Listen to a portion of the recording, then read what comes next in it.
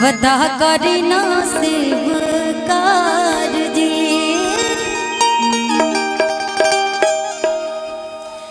लिहना मोरे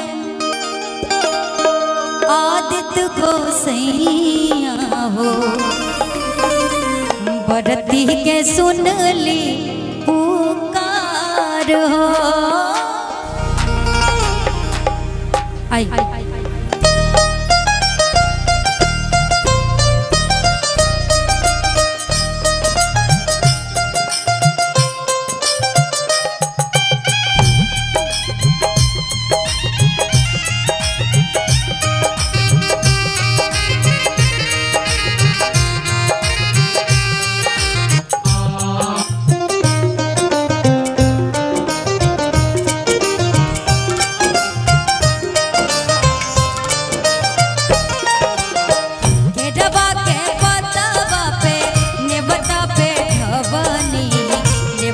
करी ना शिवकार जी लिहना रघ मोरे आदित्य गोसैया भरती के सुन ली पुकार हो केरवा के पतवा पे नेवता पे ढकनी नेवता करी ना शिवकार जी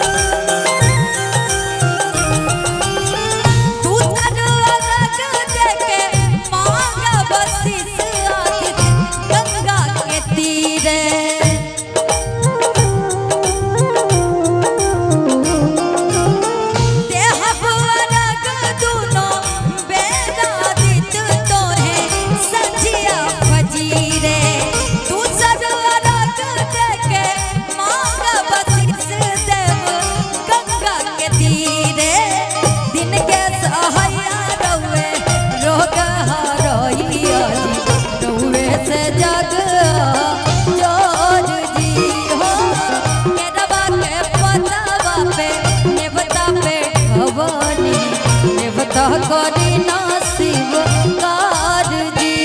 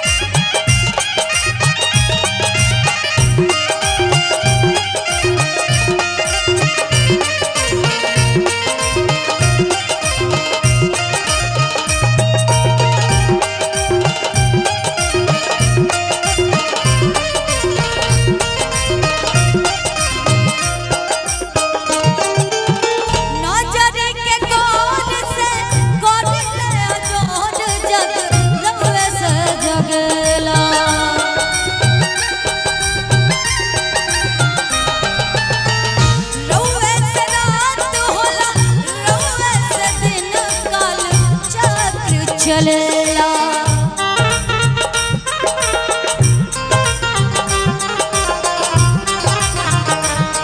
नाचरे के कोट से कोले जोर जग रउए से जगेला रउए से रात हो रउए से दिन काल चक्र चलेला हर साल करब बरत आई के छठी घाटे हमनी के सुन